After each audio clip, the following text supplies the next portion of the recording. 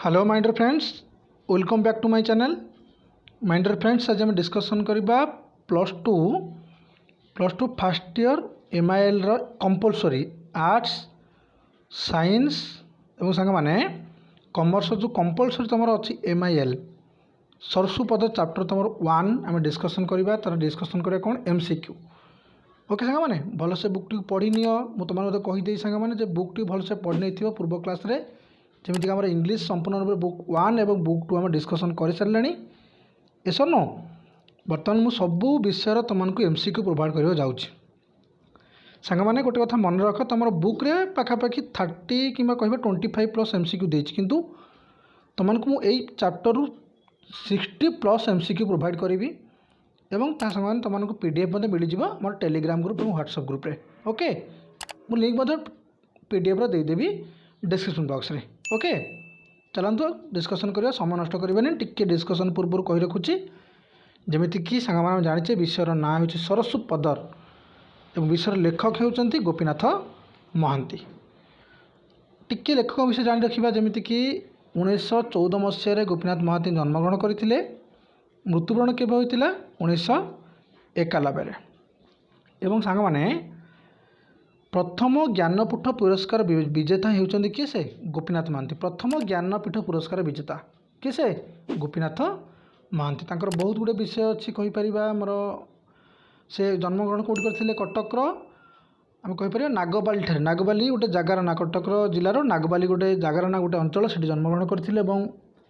गुड़े पुस्तक आम जानी जमीक अमृतर सन्तान, दाना पानी, माटी मटाल, दादी बुढ़ा ए टाइप सांग मैंने जो विशेष माने बहु कहीपर परिचित विशेष सब द्वारा लिखा जाता। बहुत लोक मान चर्चार आसीला। जान रखिले कवि विषय। चलतु समय नष्ट करवानी, मु कही रखु सांग मैंने कॉपी पेन नोट कर। जदि नोट न कर भी सांग मैंने मु क्वेश्चन आंसर टिक कर दूसरी, तुमने केवल आंसर क्लिक करनी। अदरवाइज तुमको मु आंसर सहित पीडीएफ देदेवी डिस्क्रिप्शन बॉक्स रे। ओके, देख क्वेश्चन नंबर 1 सांग मैंने देखा।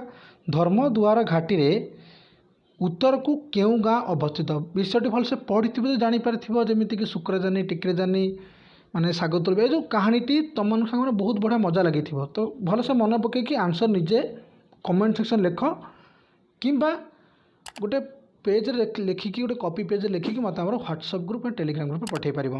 धर्मद्वार घाटी उत्तर को सांग मैंने क्यों गाँ मन रखिच। कही रखुची बहुत स्टूडेंट आंसर ठीक देवे मुझे जानी। आंसर सांग मैंने होची सी सरसुपदर। कोरापुट लक्ष्मीपुर जावा बाटरे क्यों घाटी पड़े। कोरापुट लक्ष्मीपुर जावा बाटरे क्यों घाटी पड़े सांग मैंने तुम बुक अच्छी। समय नष्ट कर आंसर कही रखुची। देख ऑप्शन देखी रख, सालुर, पालुर, लक्ष्मीपुर ना धर्मद्वार। सांग मैंने कोरापुट लक्ष्मीपुर जावा बाटरे धर्मद्वार घाटी पड़े। क्वेश्चन नंबर 3 देखा। धर्मद्वार घाटीर दुई पाखरे पाखापाखि केतोटी पहाड़ ठिया होइछि। 70 ରୁ 80, 50 ରୁ 60, 40 ରୁ 50 ना 60 ରୁ 70। सांग मैंने आंसर होची 40 ରୁ 50 टी घाटी। विषय जो पढ़ी सांगे सांगे आंसर दब। प्रश्न नंबर 4 किभली शुक्रुजानीर भारीजार मृत्यु होइतिला। केउ भली भाबरे शुक्रुजानीर भारीजार मृत्यु होइतिला। तो कौन से अजना रोग होइतिला ना होइजा ना बाघ नहीं जाइतिला ना नदी रे बुड़ी जिबारु। सांग मैंने आंसर होची बाघ नहीं जिबारु। अच्छा, शुक्रुजानीर स्त्रीर ना कौन मत कमेंट सेक्शन रे लेख। क्वेश्चन नंबर 5 देखिए सांग मैंने धर्मद्वार घाटीर केते दूर रे सरसुपदर गाँ अवस्थित। ए क्वेश्चन आंसर सांग मैंने तुम कमेंट सेक्शन लिख। मैं आंसर कहूनी, तुम मत कमेंट सेक्शन लिख क्वेश्चन नंबर 5 रो आंसर। नेक्स्ट क्वेश्चन देखिए क्वेश्चन नंबर 6। सरसुपदर गाँव केतोटी जाति लोक बास करते। माने सरसुपदर सांग मैंने जो गाँ थी से गाँव में केतोटी जाति लोक बास करुले। 3टी जाति, 4टी, 5टी ना 6टी। आंसर सांग मैंने क्वेश्चन नंबर 6 रो 3टी जाति लोक बास करुले। क्वेश्चन नंबर 7 देखा। सरसुपद गाँव में केतोटी जाति लोक बास करते। सांग रिपीट हो जाए, मुझे 3टी कही रखिली, किसी असुविधा ना। सरसुपदर गाँव में क्यों जातिर लोक बास करू नथिले। क्वेश्चन भलसे पढ़। सरसुपदर गाँव में क्यों जातिर लोक बास करू नथिले। कंध, डंब, गादबा ना परजा।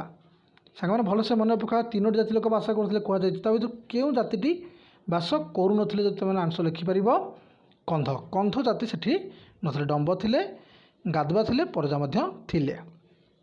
क्वेश्चन नंबर 8 देखिए संग देख निम्नलिखित जाति मान मध्य क्यों जाति लोक सरसुपदर गाँव में बास करुले माने तीनोटी जो लेखा चारोटी ऑप्शन आ भितर गोटी जाति लोक ही सरसुपद गाँव में बास करुले बाकी कई बास करुनथिले कोल्ह कंध डंब ना आदिवासी सांग मैंने आंसर होची ऑप्शन नंबर सी डंब जाति गोटे अच्छी डंब गाधुआ परजा तीन जातिर लोक बास करुले। ओके विषय भलसे पढ़ीन किसी ना आंसर ऑटोमेटिक मिल जाए 2 ରୁ 3ଟି क्वेश्चन तुम देखा मिल तुम एग्जाम रे।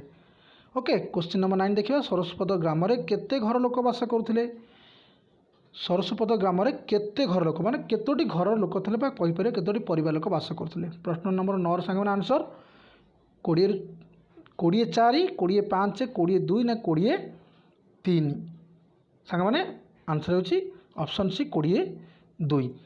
हाँ आ गोटे कथा सांग मैंने आमर आ गोटे चैनल अच्छे जार ना आरके सार इंग्लिश से चैनल सांग मैंने तुमने कॉम्पिटिटिव लेवल इंग्लिश प्रिपरेशन नहीं पार चैनल लिंक मुझे डिस्क्रिप्शन बॉक्स में दे देइछि। तापर देखिबा शुक्रुजानी स्त्रीर नाम कौन थिला शुक्रुजानी स्त्रीर नाम कौन थिला चिल्ली काजोड़ी संबारी ना डी बिली सांग मैंने आगे पूर्व कही मु आगे पूर्व तुमने कही रखिली आंसर होची सी संबारी। प्रश्न नंबर 11 तेल पाइबा शुक्रुजानी घर कोण क्यों मंजी रखि थाए मंजी गोटे पोतिक रखि थाए रखि थाए तेल बाहर करिया बोली सांग मैंने बाईगबा अळसी मांडिया ना सूर्यमुखी आंसर सांग मैंने बाईगबा बाड़ी बाईगबा हम कहि परिबा। क्वेश्चन नंबर 12 देखिबा सिटी सांग मैंने सिटी मारी मारी बुलाणी बाटर धीरे धीरे जंगल मान क्यों आड़े गला सिटी मारी मारी सहर आड़ को गाँ आड़ को झरणा आड़ को ना जंगल आड़ को आंसर सांग मैंने गाँ आड़ को गाँ भीतर आड़ को गला। क्वेश्चन नंबर 13 शुक्रुजानी सान पुअर नाम कौन मांडिया जानी टिकरा जानी गुडरा जानी ना लाकरा जानी प्रश्न नंबर 13 सांग राइट आंसर होची टिकरा जानी शुक्रुजानी पुअर नाम सान पुअर नाम। प्रश्न नंबर 14 संभारी सकाळु सकाळु केउठी को साग तोलिबाकु जाइथिला आंबझोला लक्ष्मीपुर सरसुपदर ना डी भालुगढ़ सांग माने आंसर लिखि परिबो ऑप्शन नंबर डी भालुगढ़ एमिति सांग माने आंसर मुझे लिखि तुमको प्रोवाइड करदेवी कौन आमर पीडीएफ रे माने यही चैप्टर नुह तुम प्रथम जो 4टी चैप्टर अच्छी गद्य से 4टी चैप्टर सब जगह तुमको क्वेश्चन आंसर पाखापाखि 200+ क्वेश्चन आंसर मिल जो तुम डाउनलोड कर न चाहे किसी प्रोब्लेम नहीं तुमने निजे नोट कर।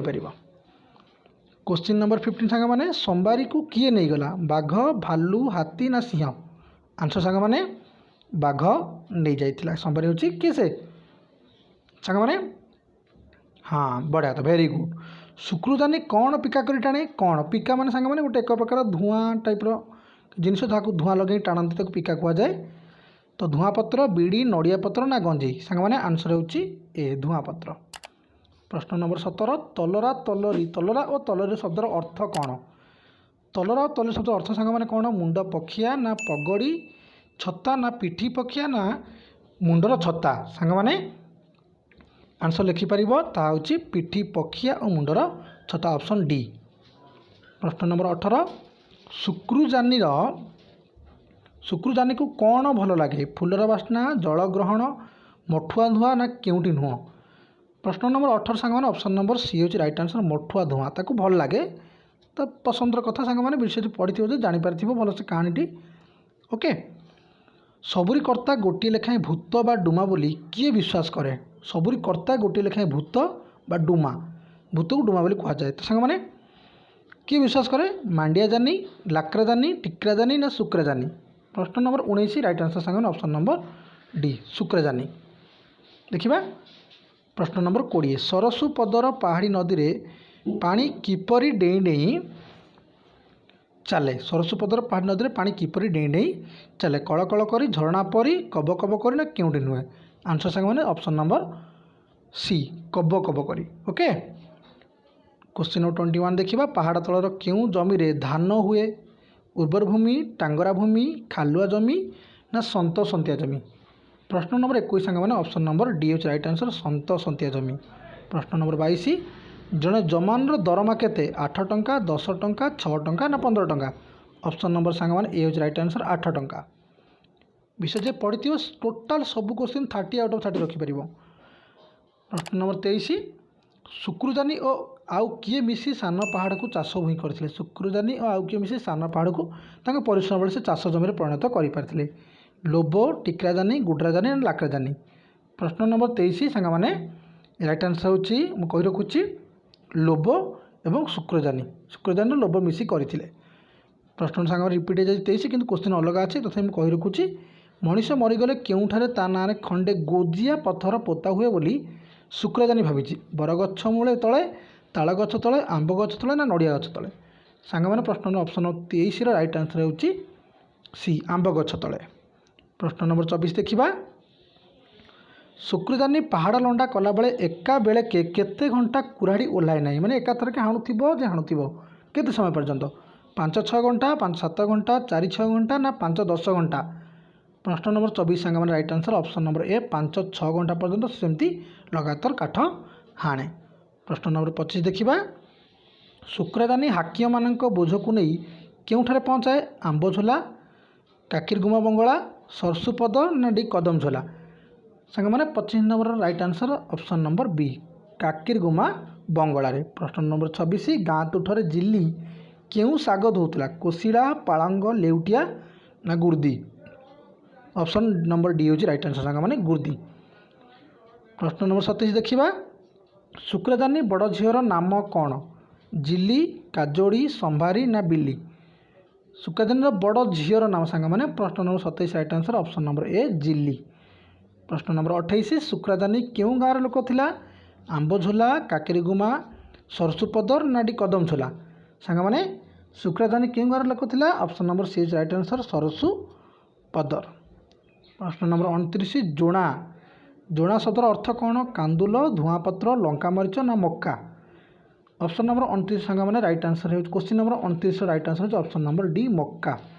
प्रश्न नंबर 30 सोमवारी केते वर्ष हेबो साग तोलिबाकू जाई आउ फेरी नथिला 2 वर्ष 3 वर्ष 4 वर्ष ना 5 वर्ष। सांग मैंने आंसर तो मैंने कह आंसर सांग मैंने ऑप्शन नंबर बी 3 वर्ष जाइथिला ताके बाघ नहीं से फेरी नहीं। सांग मैंने यह आमर 30 क्वेश्चन डिस्कसन करने नेक्स्ट 30 तुमको मुझे प्रोवाइड करदेवी अपलोड हो डोंट वरी। जब सांग मैंने वीडियो पसंद अच्छे गोटे लाइक कर सांग मैंने सेयार कर तुमको पीडीएफ देदेवी व्हाट्सएप टेलीग्राम ग्रुप और डिस्क्रिप्शन बॉक्स में लिंक देदेवी पीडीएफ ओके। देख सांग मैंने 4टी तक विषय क्वेश्चन लिखा 200 क्वेश्चन लिखा तार आंसर टाइप हम तेणु जब तुम चाहिए पीडीएफ डाउनलोड न करने तुम निजे पीडीएफ बन पार ओके। सांग मैंने क्लास आज एंड करवा नेक्स्ट पार्ट पर वेट कर चैनल सब्सक्राइब कर रखिपर आम इंग्लीश अलरेडी कंप्लीट हो गलानी खूब से तुम सहित अलग चैप्टर डिस्कसन करने को जाऊँगी। बहुत बहुत धन्यवाद।